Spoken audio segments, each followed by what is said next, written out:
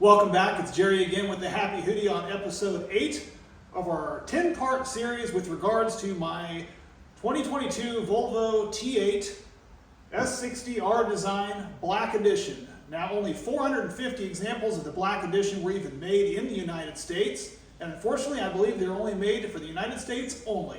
They may be coming over to Europe in 2023, but this is basically the top of the line until you get into the Polestar complete version of the car.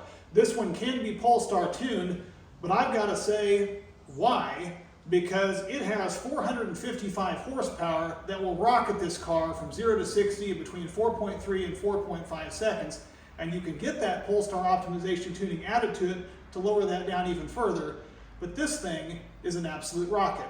Let me show you what's under the hood. To access the hood, like most vehicles, it's right down here on the inside pillar here. There's a lever right there that you pull and it will pop the front hood. It will alert you on the inside to not drive the car with the hood up. And then there is a yellow tab under the front of the hood right there that you'll have to pull to the side and then lift the hood up. It is on some hydraulic struts that will push it on up. Now I've heard some people say, oh my gosh, there's not any insulation on the inside of this hood like there was some of the previous versions. That is true. There's no insulation on the inside. There's also no supercharger in this car. They've removed it, but again, with 455 horses, I'm not sure the supercharger was really needed. This is the all-wheel drive version. It is an electric and gas, petrol, plug-in electric hybrid. Again, that has a 2-liter, 4-cylinder gas petrol engine. You have your air intake. Very clean setup, in my opinion, on the inside of this car. There's not a lot I'm going to be messing with. Granted, it's a new car and it's under warranty for 50,000 miles, so if there's any major problems, I'm going to be taking it to the dealer. But this engine bay, it seems like it would be pretty easy to work on, as there seems to be quite a bit of room to maneuver around. All the access points seem fairly easy. You've got a fuse box that's located here that you can pop off with a few clips to access a fuse box.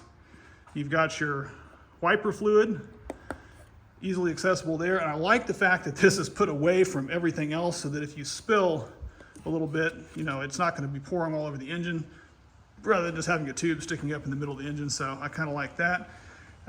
One thing that's interesting to note is there's not a direct battery that I can see to access to if you needed to jump this vehicle. If you did need to jump the vehicle, it does show you, there's instructions in your instruction manual, but there is a positive